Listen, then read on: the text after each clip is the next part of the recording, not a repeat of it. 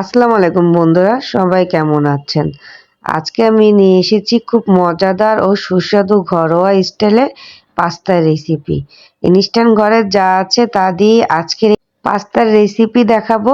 তো চলুন কথা না বাড়িয়ে সরাসরি যাওয়া যাক মূল রেসিপিতে।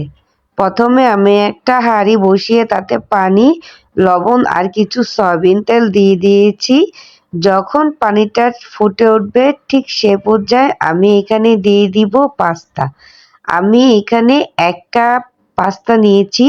আপনারা চাইলে পরিমাণটা একটু বেশি নিতে পারেন। আমি চায়ের কাপের ১ কাপ পাস্তা নিয়ে নিয়েছি। যখন পাস্তাটা ঠিক ফুটে আসবে এ পর্যায়ে পাস্তাটা আমি উঠিয়ে ফেলবো। তারপর চুলায় একটা ফ্রাই প্যান বসিয়ে তাতে দিয়ে দিব পেঁয়াজ। আমি এখানে ছোট সাইজের একটা পেঁয়াজ দিয়েছি। যেহেতু পাস্তা কম, পেঁয়াজ কম দিলেও প্রবলেম নেই। পেঁয়াজটা যখন হয়ে আসবে তখন আমি অ্যাড করব এখানে চিকেন। বাসায় সংরক্ষণ চিকেন ছিল, সেখান থেকে ২ পিস চিকেন নিয়ে এরকম পাতলা পাতলা সাইজ করে কেটে তারপর আমি এখানে চিকেন দিয়ে দিব। চিকেনটা দেওয়ার পর একটু ভেজে নিব। বেশি ভাজবো না, হালকা একটু ভেজে নিলে হবে। যখন ভাজা হয়ে আসবে ঠিক সে পর্যায়ে আমি ১/২ চামচ হলুদের গুঁড়া আর সামান্য পরিমাণ লবণ দিয়ে দিব।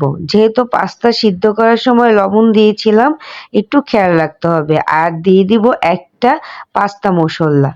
পাস্তা মশলাটা দেওয়ার পর এটাকে একটু ভেজে নিতে হবে যেন পুড়ে না যায়। ভাজা শেষে সাইডে আমি একটা ডিম দিয়ে দিব। ডিমটাকেও আমি ফ্রাই করে নিব হালকা লবণ দিয়ে। এবার ডিম আর পাস্তাগুলো একসাথে মিক্স করে ভেজে নিব। তারপর এখানে অ্যাড করব টমেটো। আমি টমেটোটাকে ঠিক ক্যাপসিকামের মতন কেটে নিয়েছি। কেউ বুঝতেই পারবে না এটা টমেটো নাকি ক্যাপসিকাম।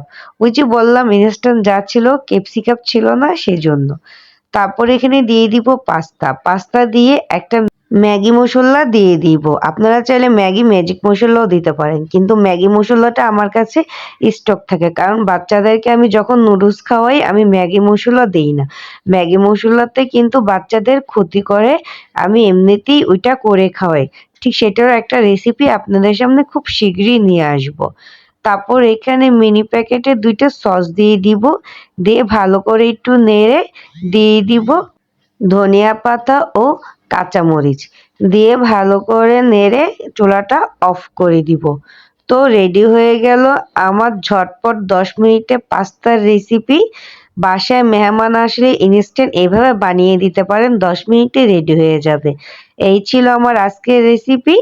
যদি রেসিপিটি ভালো লাগে অবশ্যই লাইক, কমেন্ট ও সাবস্ক্রাইব করে পাশে থাকবেন যেন আরো নতুন নতুন ঘরোয়া রেসিপি নিয়ে আপনাদের সামনে আমি হাজির হতে পারি।